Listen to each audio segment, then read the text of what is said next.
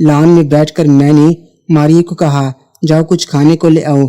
मारिया जाने लगी तो मैंने कहा, अपना मोबाइल देना, मुझे नोट्स उतारने हैं, क्योंकि हमारे टीचर ने एक व्हाट्सएप ग्रुप बना रखा था जिसमें सारे नोट मिल जाते थे। मैं अपना मोबाइल नहीं लाती थी स्कूल, क्योंकि मैडम मना करती थी मोबाइल लाने को।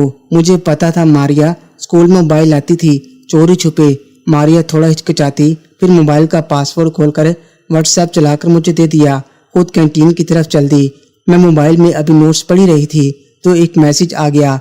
मेरी आदत नहीं थी मारिया के मैसेज पढ़ने की, पर जैसे मेरा ध्यान मैसेज भेजने वाले का नाम पर पड़ा तो इख्तियार मैसेज खोल लिया, क्योंकि वो मैसेज मेरे नाम से आया था।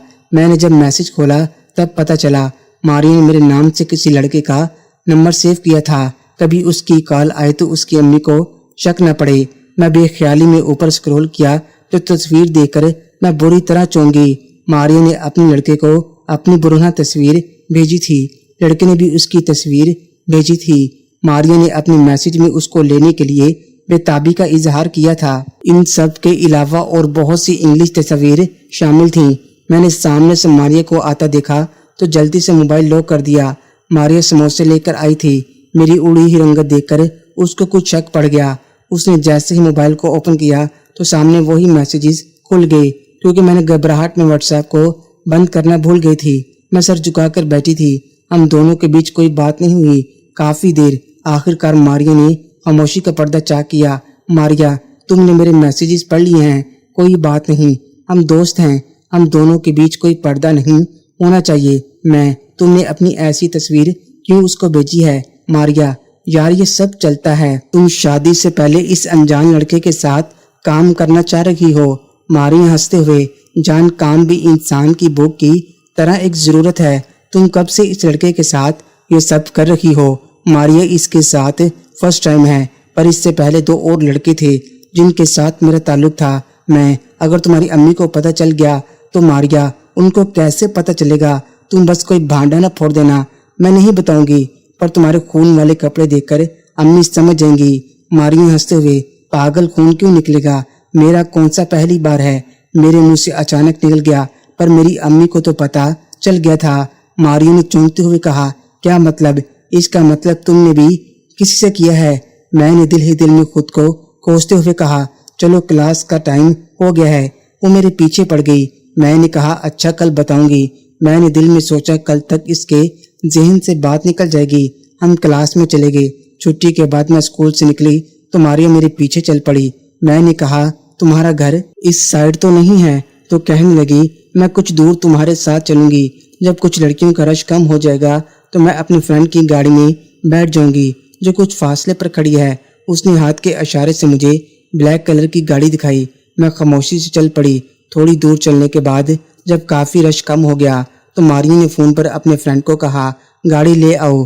गाड़ी हमारे नजदीक आकर रुकी। मारिया दरवाजा खोलकर अंदर बैठ गई। आओ, तुमको घर छोड़ देते हैं। नहीं, मैं चली जाऊंगी पैदल। मारिया, अच्छा चलो, जैसे तुम्हारी मर्जी। मारिया ने दरवाजा बंद कर दिया और गाड़ी चल पड़ी और मैं सोचों में घूम घर की तरफ चल पड़ी। घर पहुंचा तो पता चला गांव से मेरा कजन अरशद आया हुआ है। अरशद मेरे चचा का लड़का था। वो फर्स्ट ईयर में पढ़ता था। उसको देखकर मैं बहुत खुश हुई, क्योंकि मेरी उसके साथ बहुत जमती थी। मैंने उसको सलाम किया। अरशद, लगता है आजकल बहुत जोरों से पढ़ाई जा रही है। मैं बोली, जी अरशद भाई, पेपर्स जो सर पर आ गए हैं। अरशद बोला, अच्छा जी, इसका मतलब लूडो अब हम पेपर के बाद खेल सकेंगे। असल में हम दोनों की शर्तें लगा करती थी लूडो में। कई बार हम लड़ पड़ते थे। नहीं, ऐसी बात नहीं है, हम लूडो आज ही खेलेंगे। अरशद, इसका मतलब है तुमने तैयारी खूब कर ली है। हम दोनों की नोकझोंक देखकर अम्मी हंस पड़ी। अम्मी ने कहा, अरशद बेटे को खाना तो खाने दो, हाल ना अहवाल। बस आते ही लूडो की पड़ गई। हम दोनों हंस पड़े। मैंने कमरे में आकर यूनिफॉर्म तब्दील किया और अपने मोबाइल को उठाया। अभी मोबाइल में मैसेज पढ़ ही रही थी कि मारिया की अम्मी की कॉल आ गई। मैंने उनको झूठ बोल दिया कि मारिया मेरे साथ हैं, हम पेपर्स की तैयारी कर रहे हैं। जैसे ही उनका फोन बंद हुआ मैंने मारिया को मैसेज कर दिया कि तुम जितना जल्दी हो सके घर पहुंचो। मुझे परेशानी रही कि दोबारा मारिया की अम्मी का फोन न आ जाए, पर ऐसा कुछ न हुआ। सुबह उठकर तैयार होकर स्कूल के लिए रवाना हो गई। स्कूल पहुंचकर मेरी नजरें मारिया को ढूंढ रही थीं। क्लास में जैसे दाखिल हुई मारिया को सामने देखकर सुकून का सांस लिया। आधी छुट्टी जैसे हुई हम दोनों अपनी पसंदीदा जगह की तरफ चल दिए।